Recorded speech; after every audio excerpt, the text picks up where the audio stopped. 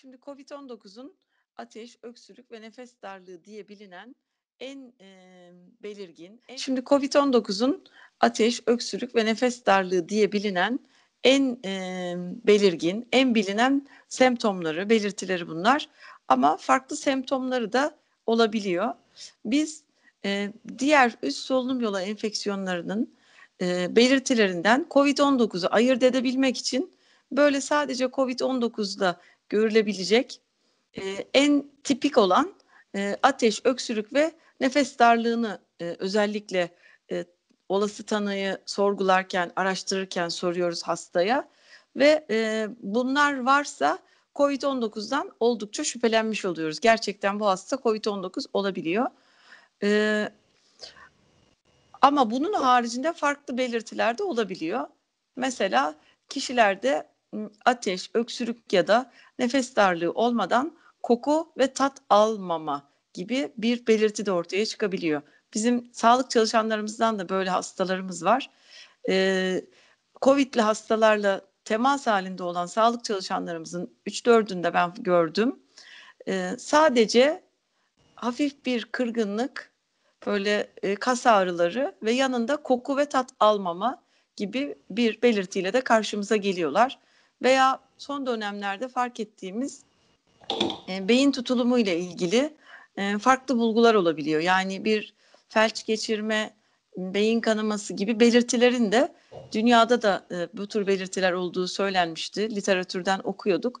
Biz de kendi birkaç vakamızda COVID-19 testi pozitif olan ama aynı zamanda yeni geçirilmiş beyinle ilgili nörolojik hasar dediğimiz inme, felç dediğimiz tablolarla gelen hastalarda görüyoruz. Yani zaten koku ve tat alamama beyinle ilgili tutulumun belki en basiti ama beyin kanaması ya da felç gibi semptomlarla da gelebiliyor. Ama bunlar çok az gördüğümüz tablolar. Bizim daha sık gördüğümüz yine ateş, öksürük ve nefes darlığı. Mesela bu virüse karşı en etkili tedbir nedir?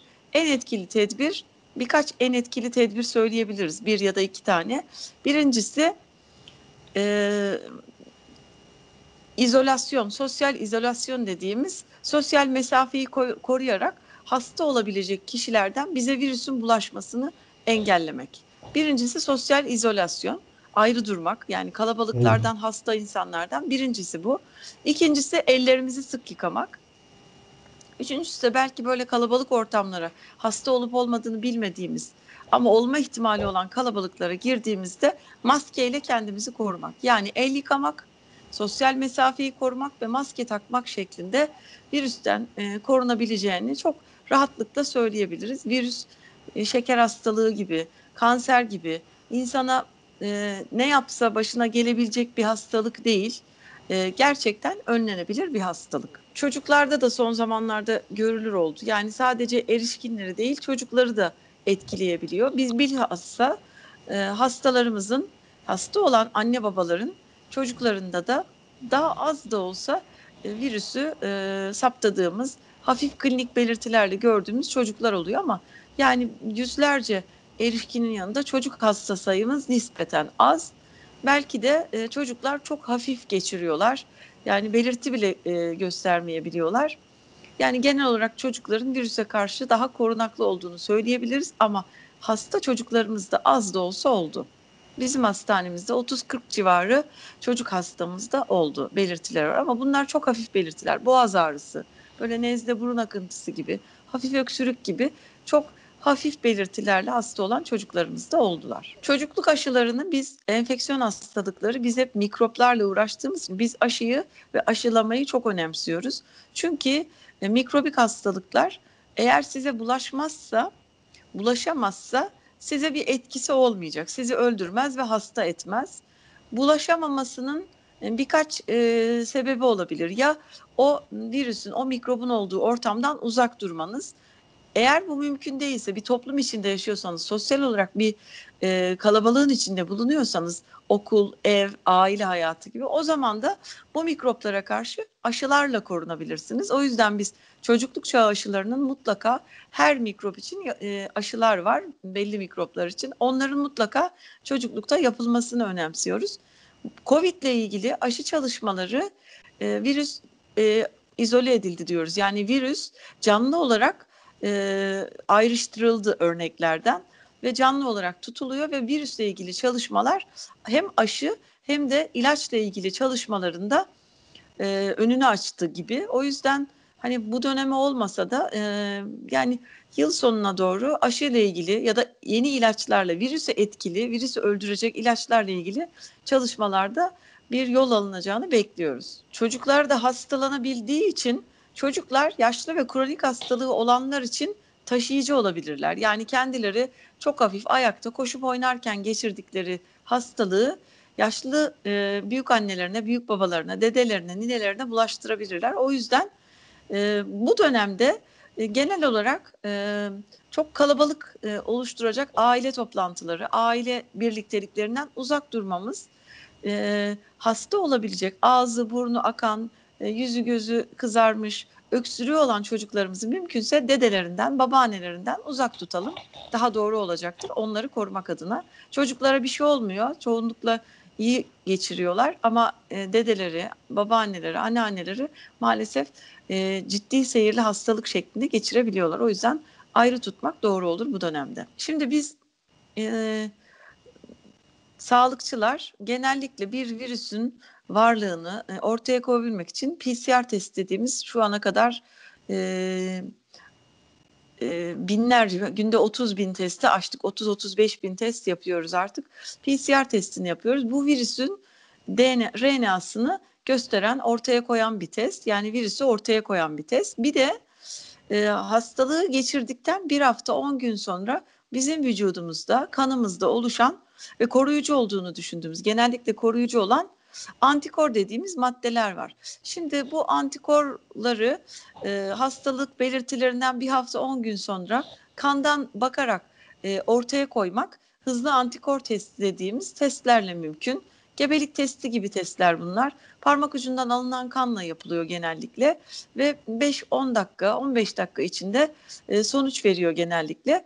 Hızlı antikor testleri yapılmalı. Bilhassa salgının böyle binlerce, 10 binlerce sayıya ulaştığı bir dönemde kısa sürede sonuç vermeleri, kolay uygulanabilir olmaları sebebiyle rahatlıkla her yerde yapılabilir. Mesela bizim filyasyon dediğimiz temaslı, yani hasta insanların yakınındaki insanları taramak için genellikle biz hem örnek alıyoruz hem de hızlı antikor test dediğimiz testlerden faydalanırız. Bu testleri biz kendimiz hastanelerde de sağlık çalışanlarına ve iyileşme olup olmadığını görmek istediğimiz, bilhassa plazma tedavisi gibi bağışık serumlarla hastalarımıza, ağır hastalarımıza verilmek üzere bağışıklık oluşmuş mu oluşmamış mı, yani iyileşme olup olmadığını göstermek adına bu hızlı antikor testlerini yapıyoruz. Her testin yanlış pozitif ya da yanlış negatif sonuçları olabilir ama önemli olan bunu hasta ile birlikte testi değerlendirmek en doğrusudur. O yüzden biz testleri genellikle kullanıyoruz ve memnunuz testlerden. Etkin korunma yolları hakkında çoğu bilim adamı, çoğu hekim, çoğu sağlıkçı bunları söylüyor.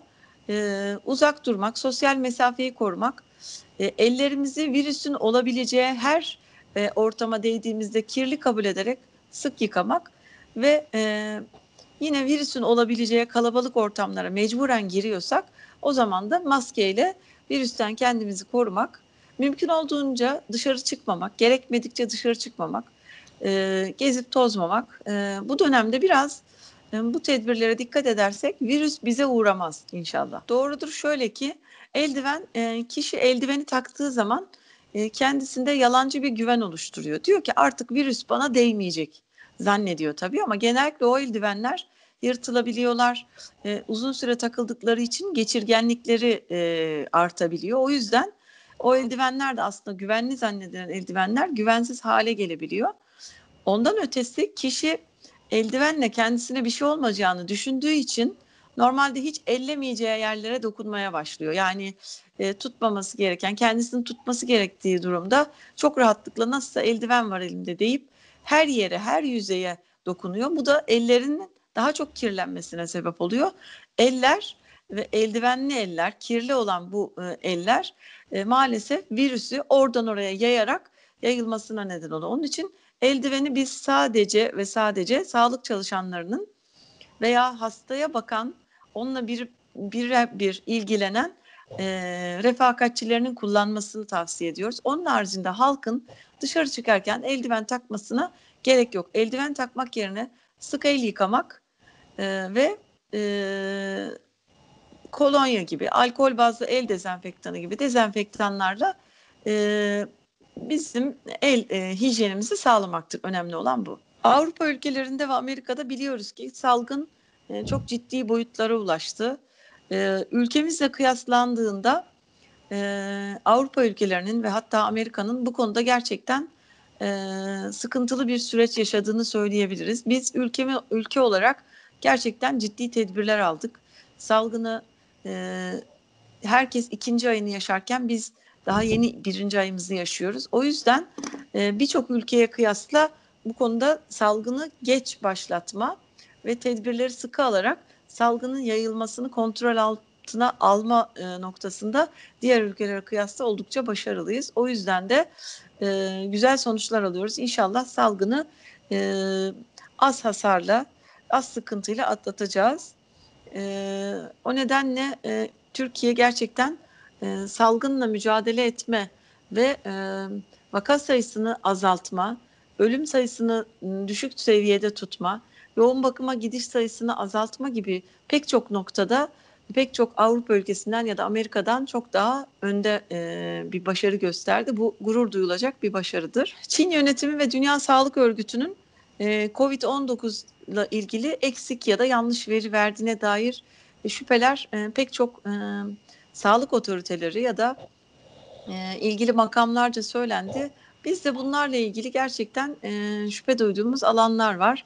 Birçok veriyi Çin'den alıyoruz aslında ama alamadığımız ya da yani mesela Amerika'da 600 binleri geçti vaka sayısı. Ölümler çok artıyor. Avrupa aynı şekilde.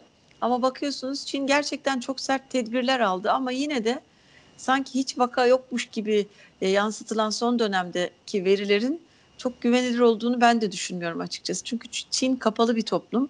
O yüzden de böyle bir iddia doğru olabilir ama bunlardan ziyade biz kendimiz ülke olarak salgını nasıl az hasarla ve nasıl e, e, geniş bir zamana yayarak vaka sayısını düşük tutarak nasıl virüsün etkisinin azalacağı günlere ulaşabiliriz? Bence bunun hesabını yapmamız daha doğru olacaktır. Bu zamana kadar çok iyi götürdük. İnşallah havaların ısınmasıyla, alınan tedbirlerle vaka sayılarımızın oldukça azalmasını bekliyoruz önümüzdeki günlerde. Sigara genel olarak zararlı bir madde, zararlı bir alışkanlık. Sigara hiçbir hekim önermez.